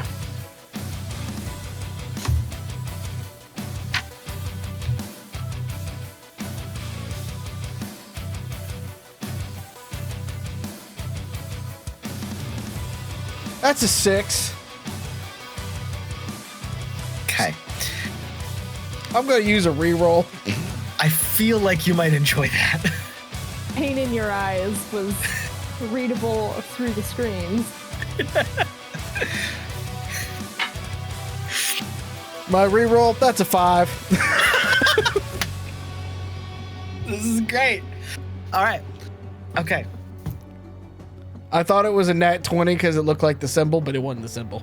Oh, that's such a bummer. I'm so Yep. sorry. I'm so sorry. That's It's a tragedy. All right, so you were driving. Another. Can I give him one of mine? You want to? Driving want... seems important right now. I will give you one of my rerolls. All right. Okay. Just remember that. Please be a 4.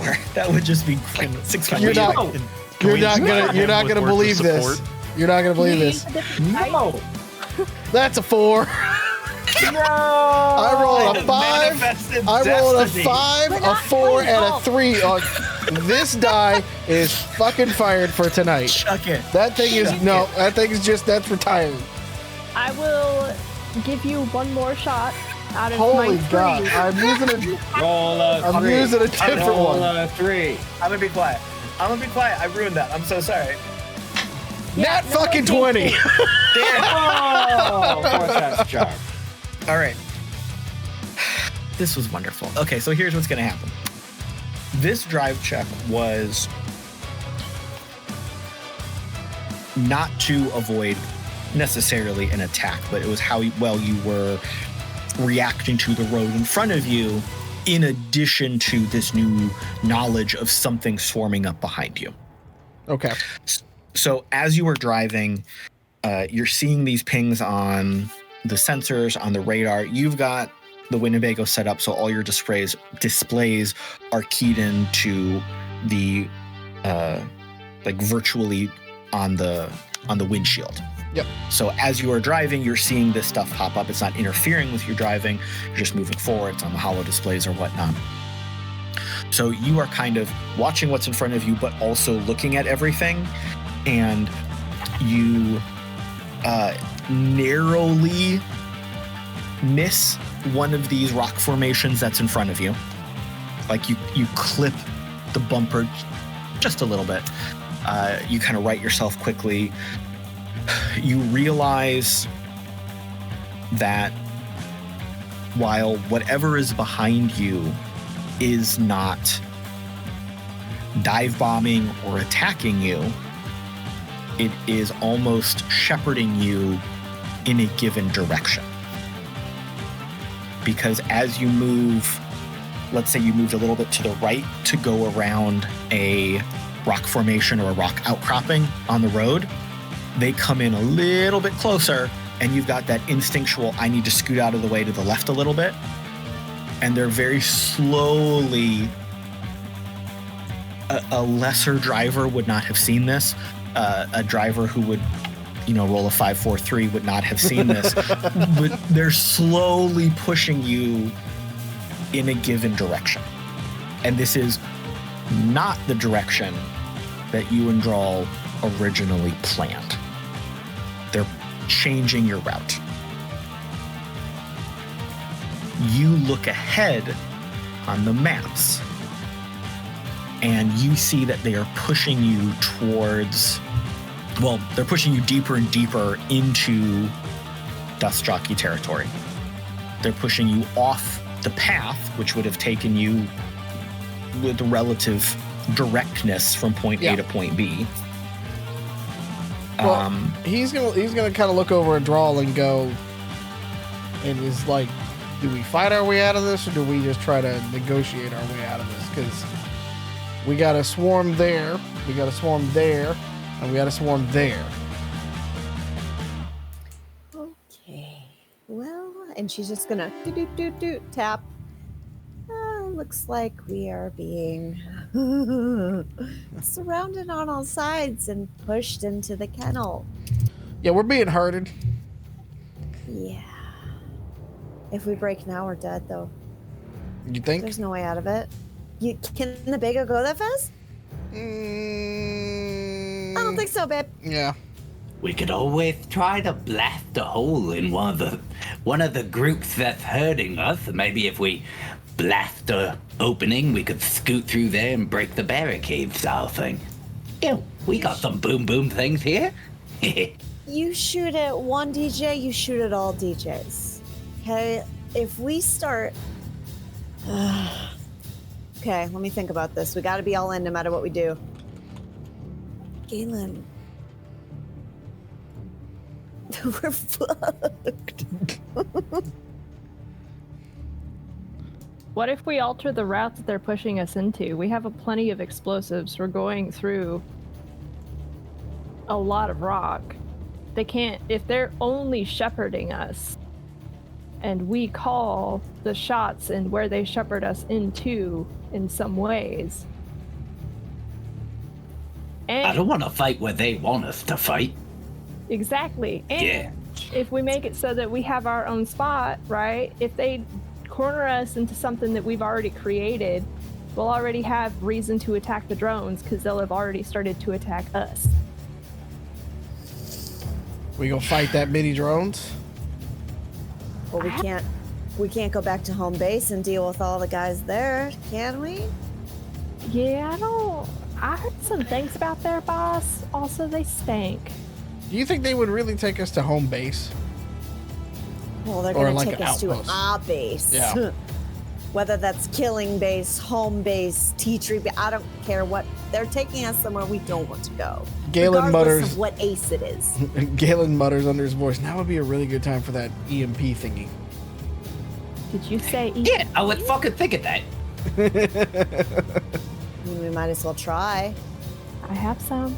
They're on arrows. She's gonna look at you.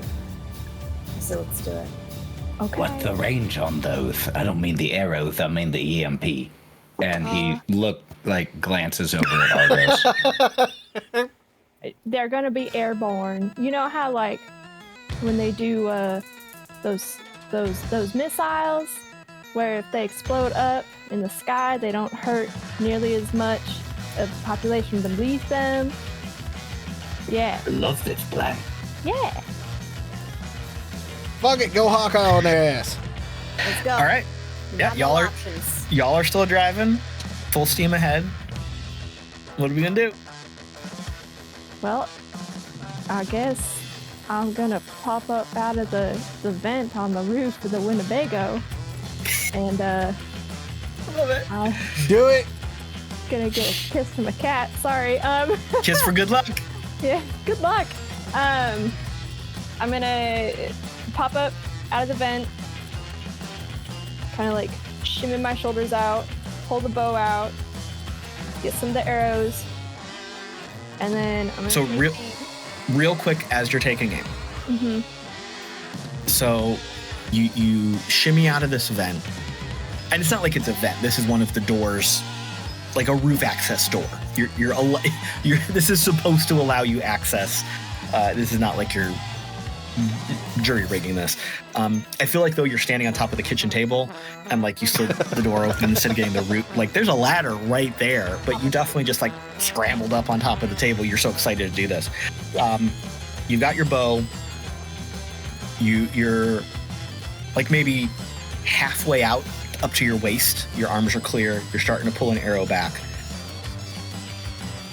You're moving real fast. Like the Winnebago is hauling ass right now. So you've got all this wind moving this way. past you. Right. So it takes you a second to kind of orient yourself and adjust to what's going on. Move those goggles down. Yep. Yeah.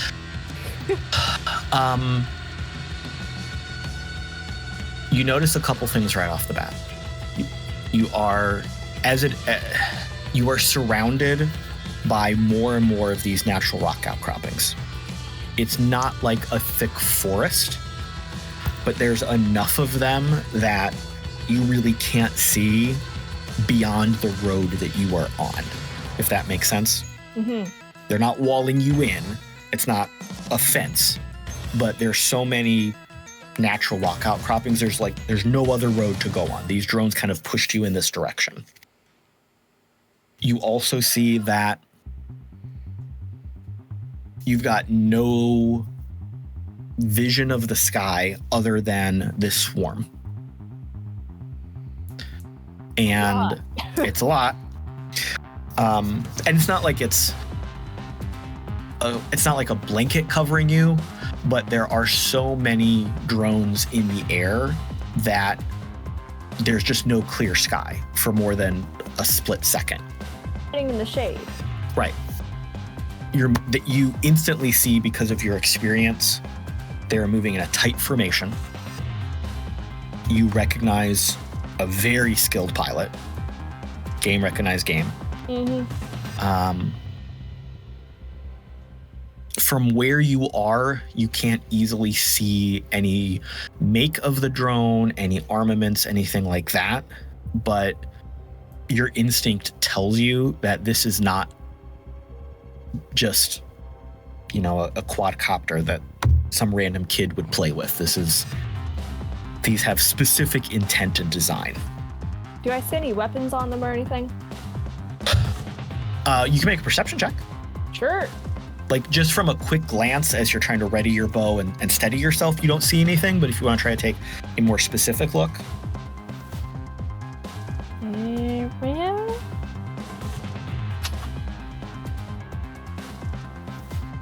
So apparently everybody's dice is being mean because I got a 6.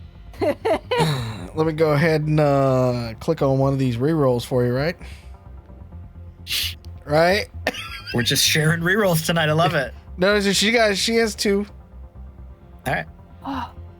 Oh, beautiful. I got an 18. Perfect. Oh my God, that's such a good roll. Thank you, rerolls. Thank you, audience, for giving us those rerolls. Thank you, chat. Please don't forget. Fucking hell. All right. Stack them. Your vision is kind of blurry for a moment, like that vision when everything's like swimmy, because everything's moving. You're moving, they're moving. You climbed up to the roof of the Winnebago. You've never done this before. On this particular Winnebago, you've probably done on other Winnebagos, but on this one, it's weird. Everything's just kind of funny. So you take a second to kind of settle and set and clear your vision. You try to look at the swarm and like pick 1 or 2 out that you can follow with your eyes, because there's a lot of them and they're moving around to follow you very fast. Luckily, they are staying in a very tight formation. So if you can zero in on one, you can try to lock in and follow that one. Like, they're not moving in a swarm, they're moving specifically. You do not see any visible external weaponry. You see a very unique drone design that is not something you're familiar with. It's not something that I would recognize from like Scavenging the Waste or anything. No. Okay. Your gut tells you this is a custom job. Uh-huh. This does not look like a cobbled together, we just made something out of spare parts. This is slick, professional. It looks like a bird of prey, raptor predator kind of thing. Uh-huh. It looks sharp, it looks deadly. You see like matte black, you see running lights. It's not like it's the shape of a bird, but it just visually strikes you as that. You also see, kind of through the flashes of these drones that they are moving, you start to see some humanoid figures perched on the rock walls. So now that you are out looking about, you don't see a lot of them, but you see some of them. And it's not on every rock outcropping, but there's definitely people out here with these drones and you. All of that being said, you've got your bow, you've got some EMP arrows, you've got a little bit more information now. Are you going to still take a shot? And where are you going to aim that shot?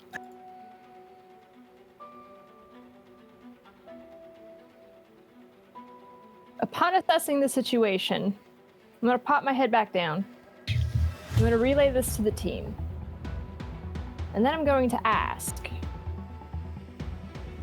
Is there a possibility, and would it be intelligent to perhaps find a cave or something, if there is one on this route, that we can duck into?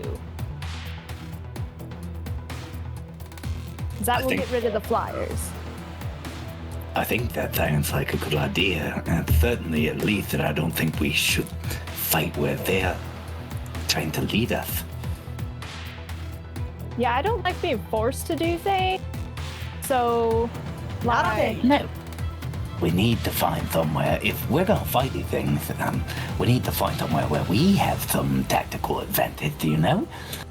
like bottleneck them. Or, yeah, so that each one of those arrows of yours can do maximum. All right, so Galen and Drall, do you want to try to use the sensor equipment to look at the road ahead of you and try to find a pull-off or a safe spot? I think that is a fine idea. Yep. Gonna be doing right. the research. All right, you can. Can we just I don't know, turn around? So you can both make a perception check with the Winnebago's plus 1d8 modifier. 23.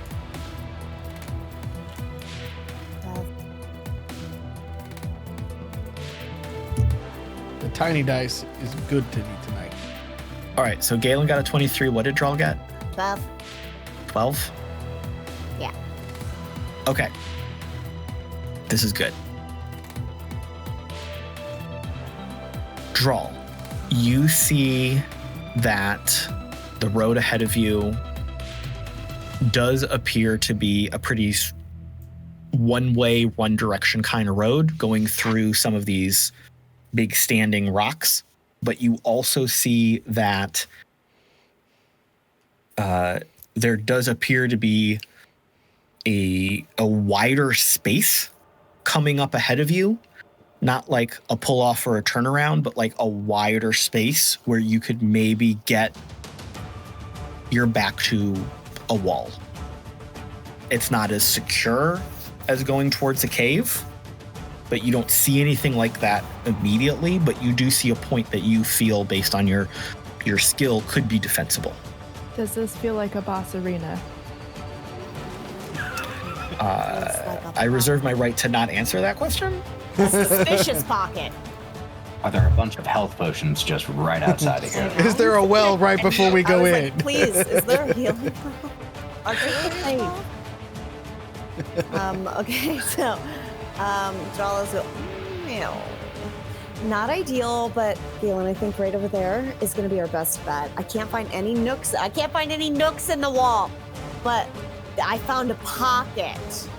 So I think that's going to be our best bet. Zoom into the pocket, stop, barrel out, and try to fortify as best we can. Because if they get us where they want us to go, we are so fucked. Galen, is that what you're going to do? I'm good with that plan for right now. Because at this moment, Galen's just been driving and he's going through all of the scenarios in his head, and he's impressed because this is exactly what he would have done back in the day. So, yeah. All right. So you also see this little pocket on the road that Drall has pointed out. You can very easily maneuver the Winnebago over there. You screech to a halt as much as a giant tour bus can screech to a halt. You come to a relatively quick stop for the size of your vehicle. And as you are stopping, you look up from the dashboard and you see a monstrosity walking towards you. You see a figure that is easily 10 feet tall. It appears to be, from a distance that you're at, a massive wall of metal think of it like a. I don't mean this ominously. Think of this like a giant tombstone. You know, it comes up and then. No. Sorry, You said. I couldn't think of a better way to say that shape. It I don't comes mean up. this ominously, but picture your death. So it's this big, like rectangular straight side, but that comes to a dome top. Is that better? You see it moving towards you. It almost seems like it is hovering across the ground, like moving very smoothly towards you.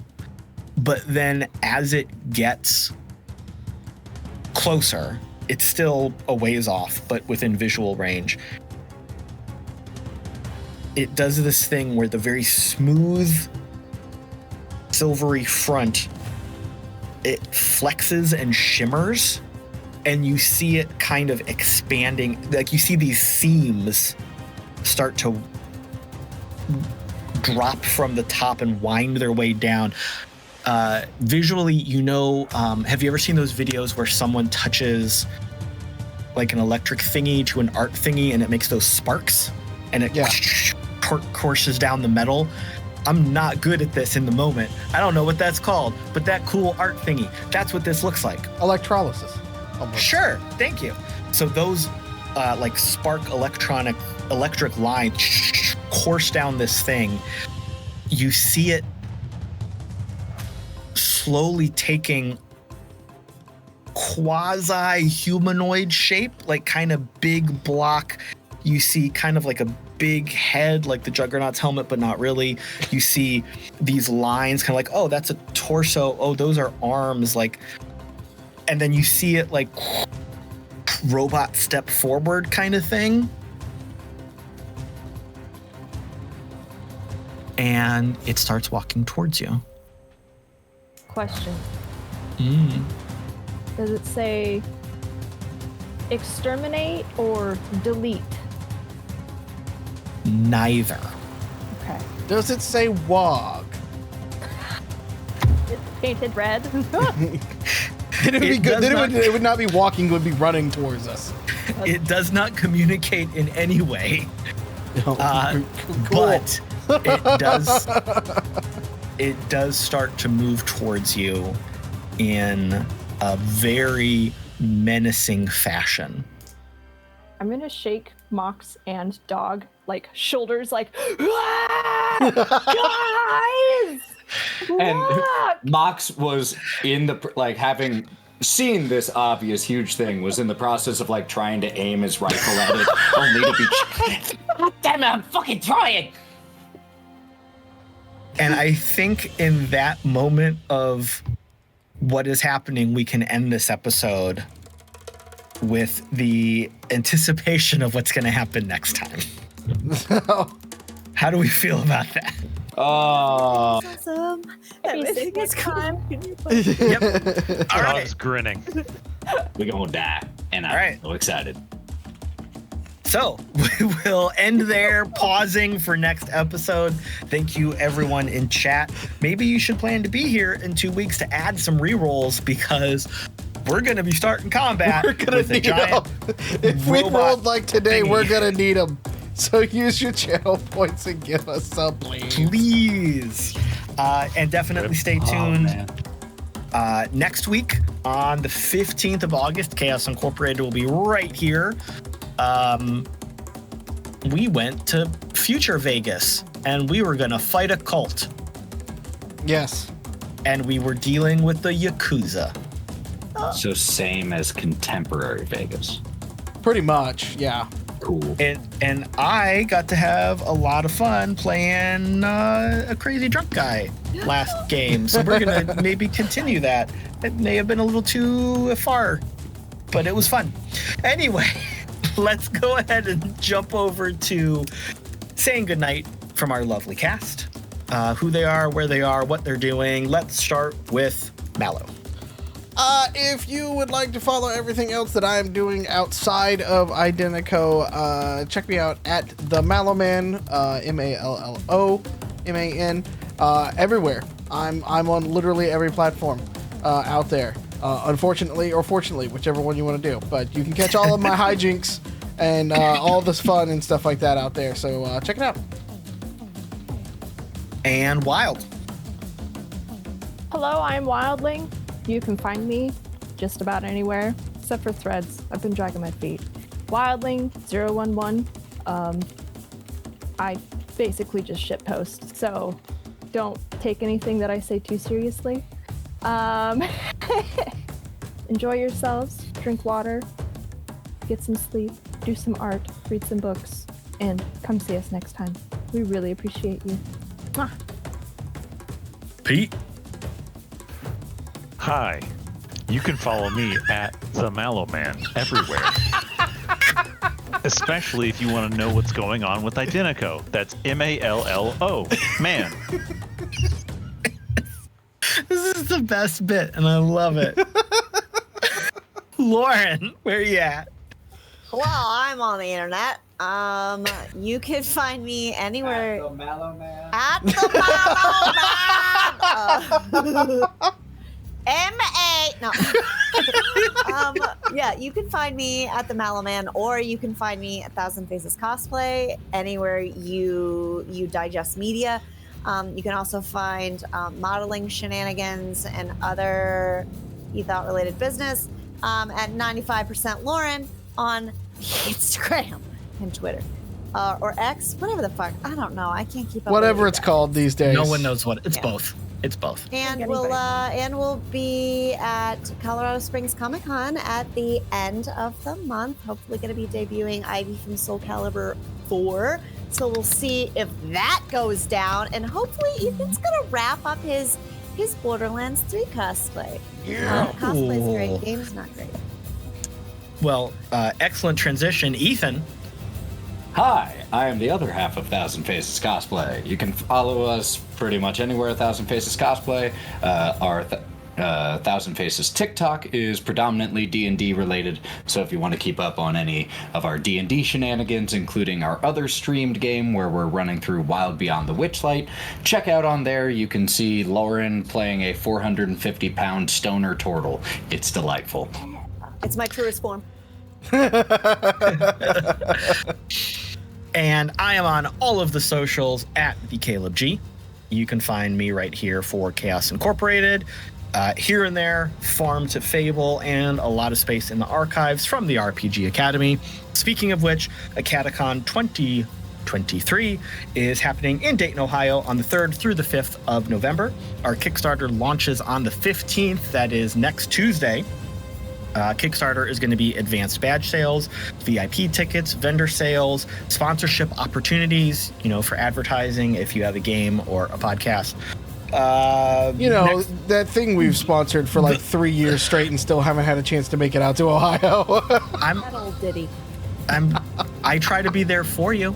I was there last year. No, we absolutely love the RPG Academy. It's just that every year that we have sponsored it, we cannot seem to make it out there. So we'll send in the agents of chaos for us again this year. I was there one day last year, and I will be there for the entire event this year. Kicking off this year, we're going to add our Acadecon Junior series for some of our younger gamers. We're going to add an expanded cosplay contest. We're going to add a trivia contest. And I'm pretty sure due to overwhelming demand, we're going to bring back karaoke, which was just amazingly fun last year. Regular ticket sales and event registration will all be available as we get closer to the con. Acadecon can be followed at Acadecon. I believe right now we only have that on Twitter, whatever. That is everything we have for today. We will see you next time. Same Cyber time, same cyber station. I wrote it down and I can't read it right. Good night. We love you. Take care of yourself mentally and physically. Stay safe. Take your meds, eat a snack, drink your water, touch some grass, treat yourself to something nice because you deserve it. Do your best to survive, and we'll see you next time. Good night, everybody.